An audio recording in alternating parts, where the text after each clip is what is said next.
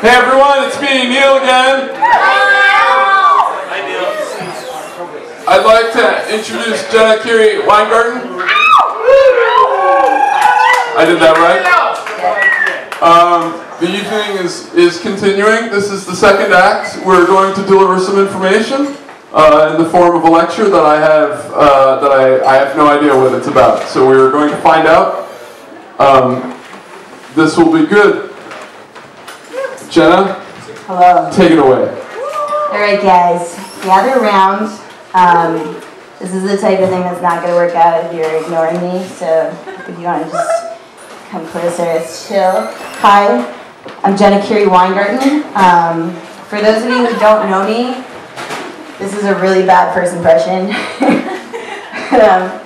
The theme of this evening's talk is the authority in lockup.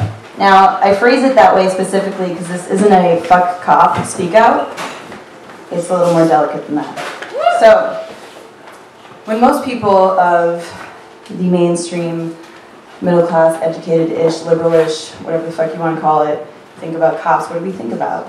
You know, ACAB, all cops are bastards, common. We have our 3-minute Facebook stories that we hear all the time. Tons of fucked up shit happening every day, all the time. We get that pounded in our brains. We have the extreme occurrences that happen across the country, and those are fucked up, and we need to know about them, and we need to do things about them, but at the same time, it seems like we're spending more time thinking about them than what's happening in our own backyard. So, the point of this talk is to engage the question of how do we relate to the authority in a way that is real for us without sensationalizing its effects and without trying to, thank you, and without trying to like throw ourselves into the extremist battle that we actually can't relate to. So the way that I'm going to do that is by, the only way I can is sharing my own personal experiences. And as to position myself as someone who was a younger, smelly, punky girl with mental illness and over-medicated who developed into an older, also smelly, older punky person who's now articulate and is like able to engage with all the echelons of society. So, starting off with one of my more recent experiences as an older white lady, I was writing an article series on why house shows appear to be diminishing in Western Mass. I don't know if this is a familiar topic to you guys, but that was a big topic a while back, or still is. And everyone was freaking out. We were getting all these like probe emails from people like Jimmy Coppers and like Amanda Shields, like really clever names, asking about where's the address to your show. And like one chick's Facebook even got hacked where they like took a picture and like posed as a Western Mass kid and were like posting on our wall which Western Mass bands do the most drugs and also asking for addresses to shows. I actually have an example up here, just so you guys know what to look out for. This is one that I got when I was running a space called Headquarters from Jamie Marshall Rogers. Very clever, Jamie.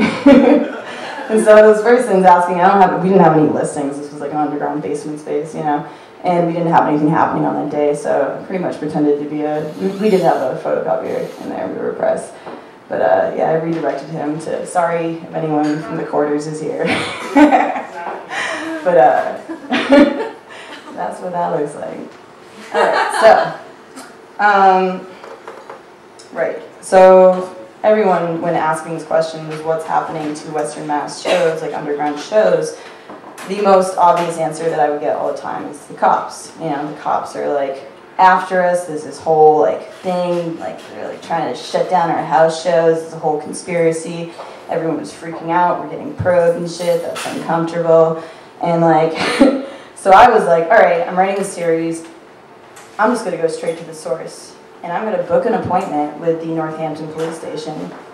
You know, why not? Like, I'm a citizen. I'm articulate. I can fucking do that, right, as a citizen. So I book an appointment, and the following is an account of that experience. Interview with Detective Jody Rasper. In writing my series on house show spaces and how they are being threatened, I realized that this inquiry would mean nothing without the perspective of those who are apparently most to blame, the police. After emailing the police chief of Northampton, he redirected me to a female detective. The following recounts my experiences with Jody Rasper. I walked into the Northampton police station a half hour late for my interview. Detective Jody Rasper was peeved at my behavior, but I assure her it was a mistake. Jody looks to be in her early 40s, has a trim build and short cropped hair. I want to assume she's gay, but I'm projecting. She guides me through a series of winding hallways that take us past conference rooms filled with bored cops trying to pay attention to PowerPoints and how to be nice guys. And then we get to Jody's office, which is surprisingly swank. I come to learn that this is because she runs the Northampton Detective Bureau and has been an officer for 18 years. After she chastises me again for being late, I explain who I am and why I'm there, briefly outlining my years of arts coordination and youth work. I tell her that the impetus for writing this article series was working with the South Hadley Youth Commission to create more youth spaces in town. And this train of thought naturally led me to consider other spaces for slightly older youth, the early 20-something-year-olds. I'm pretty sure she can't tell I'm an imposter spy ninja, but I do start to sweat a little while delivering this story.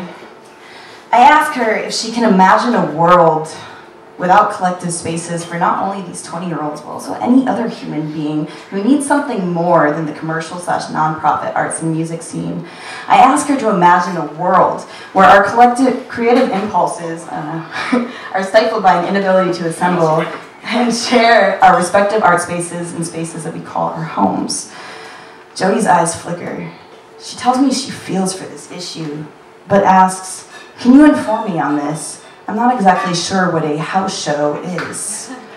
I flinch, half expecting a trap, but prepared for the worst. I tell her that I'm not all that certain myself about the subject. But I give her a few examples of the types of things I've seen in my day, as well as some recent experiences I've had in my research studying house shows, which, I tell her, I would never be going to if it wasn't for writing this article series. I sum up my research findings to her by making conclusive statements like, I was expecting to enter in on a bunch of rowdy punks, but quickly realized these kids are just atsy dorks. Jody likes this. I can tell we share a similar flair for bullying. So, once she's satisfied with my descriptions, I pounce, asking my bottom line question, are house shows legal? And her response is, duh, why not? It's the same as hosting a party, right? She says it so simply I get embarrassed, but I must push further. I ask her if we can work together to write up a set of rules about what makes a house show legal. I'll lay out her response in bullet format so the readers may use it as a checklist. 1.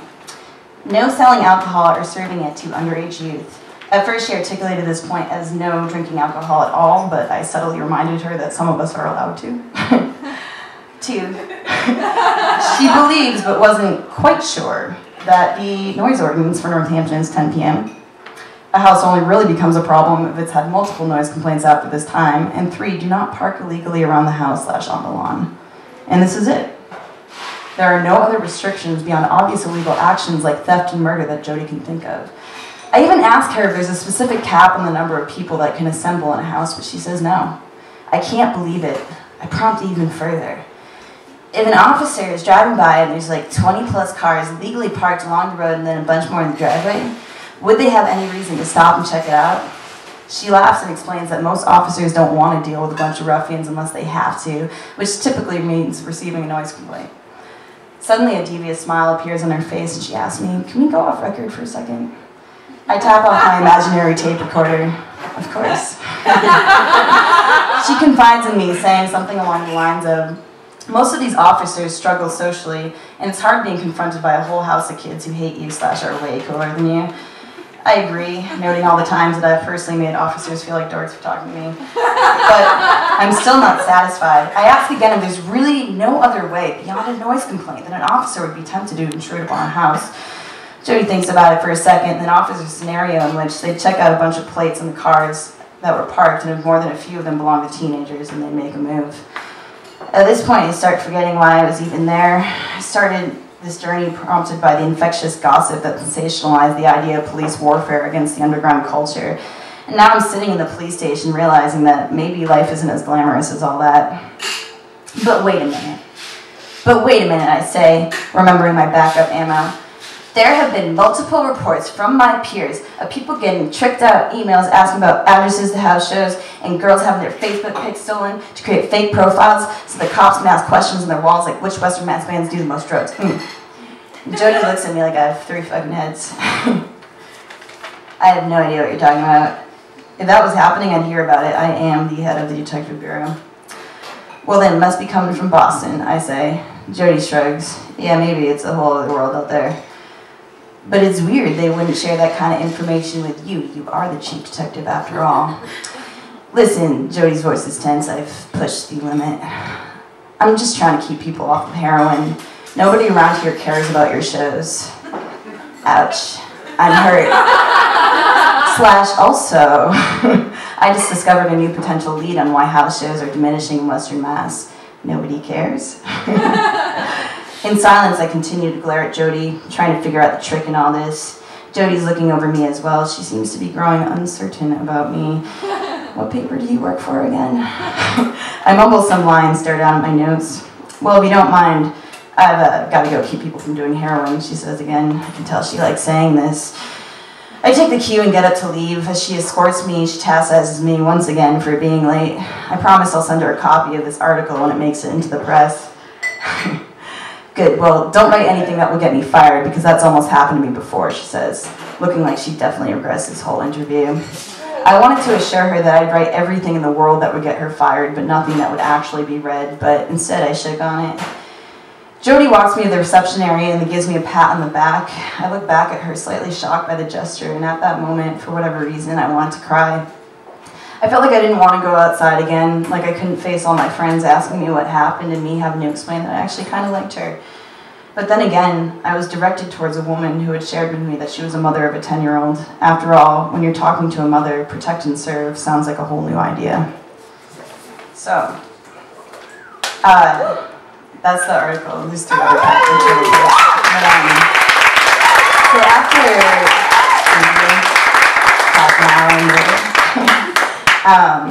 So after this happened, it actually took like months. It wasn't until the other week when I was like talking to a friend about it. He's like, hi.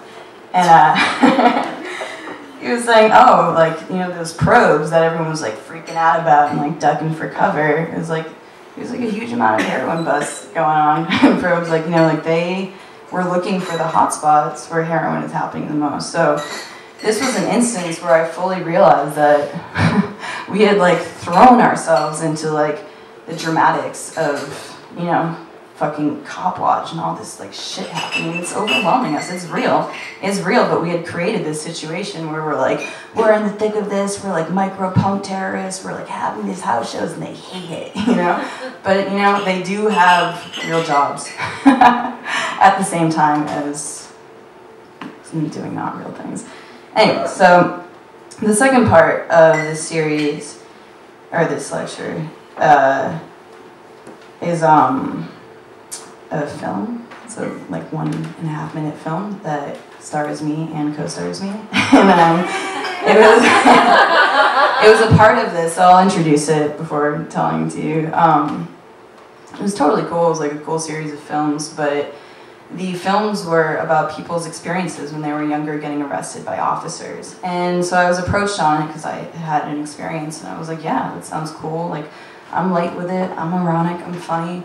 So I agreed to do it, and I go to watch the other films, which were all really well done, like really funny, but I realized that every other story is about, you know, kids who were in a position of privilege, so like not, it's like a cop being like, no, like, go along now, you know, they'd like steal a lawn chair, and then they'd be like, put that back, or they'd be like vomiting everywhere, and the cop would be like, oh, like, nope, you know.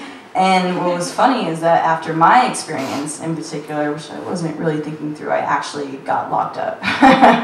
So I like see these things and I'm like, holy shit, my shit was like way more serious than an experience of me like stealing a bale of copper in Home Depot, which we then had to change it to me stealing a shrubbery. And you know, I'm like, oh God, like I don't know if I can do this now, like started freaking out, but I'm like, I said I'd do it, I'm gonna do it. So I do it, and I'm caught in this situation where I'm like, everything's fun, like cops are funny, like trying to like push myself through this experience. But really, I'm just like in a Home Depot that I'm not supposed to be in, you know, where they told us like we couldn't be there, where we like could have gotten the cops called on us, and I'm dressed as a cop. So I'm like reliving this traumatic experience, you know, of like getting arrested in this Home Depot and then having to be like in lockup for a month, psychiatric lockup, but we'll get to that. And like dressed as a cop, like waiting for the cops to come, being like, holy fuck, like this like ironic cop shit just got very real. So this is the video.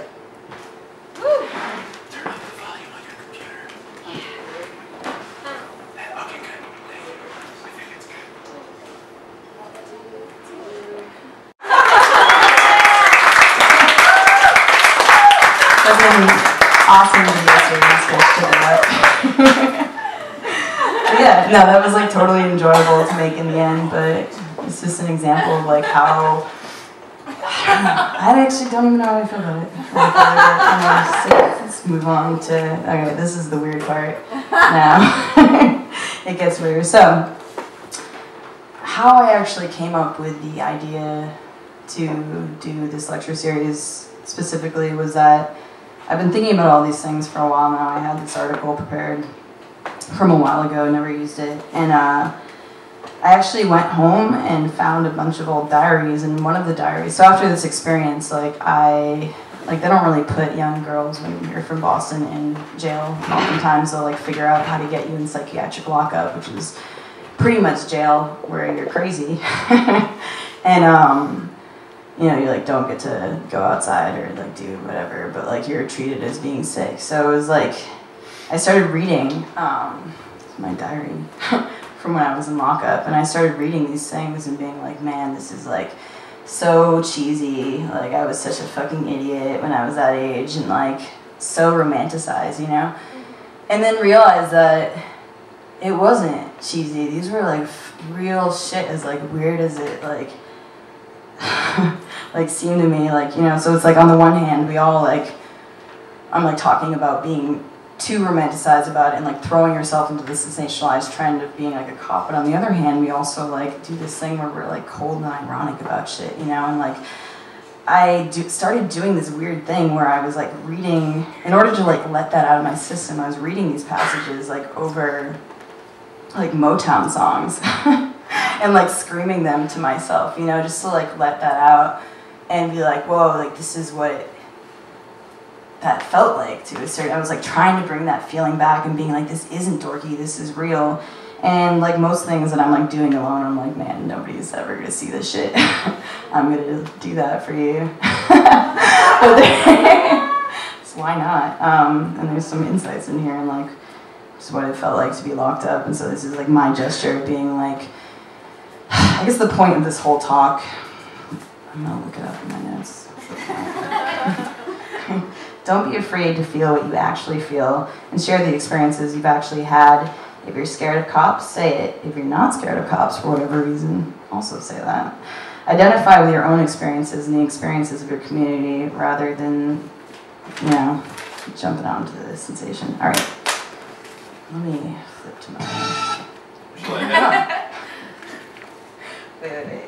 Just say maestro and I'll do it. Alright, hold on. I feel like it should be over here.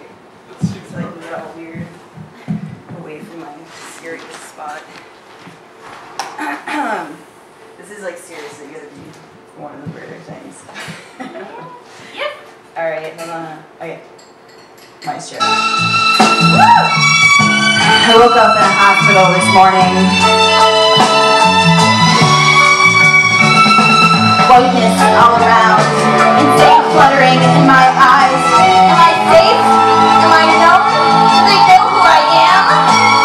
All I remember is signing papers of consent and picking out my form of restraint that I want in case I go out of control. I wanted to leave immediately, but they told me I can't now. Told me I can now. I have to wait 3 fucking days for a court appointment, and then who knows? But it's okay, Brian says. We know you're sick. We treat you like you're sick, not bad. And then the next morning when he rips the sheet off of me and my roommates, and he said, as I cried, Jenna, if you're gonna be here, then you need to have some fucking integrity. Yeah, you need to have some fucking strength. What is that?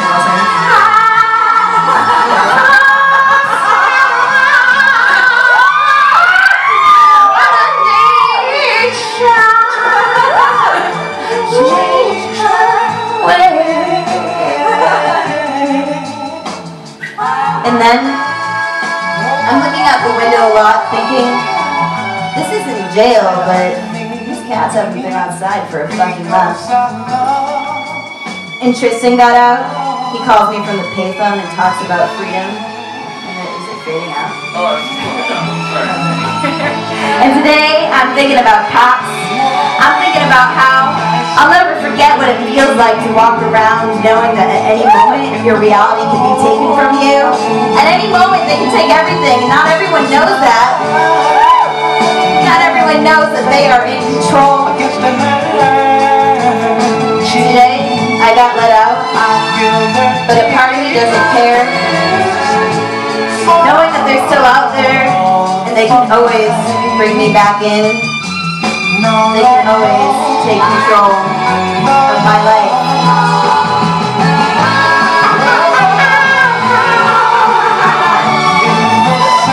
It's January 19th, and I promise God that I'm never having children.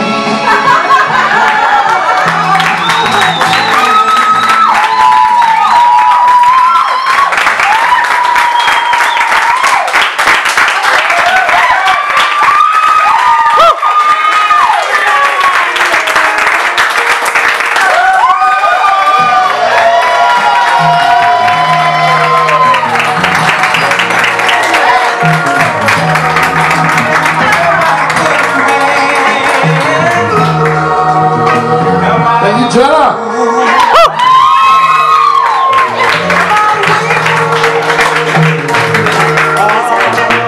Stay put. Reference class. Stay put.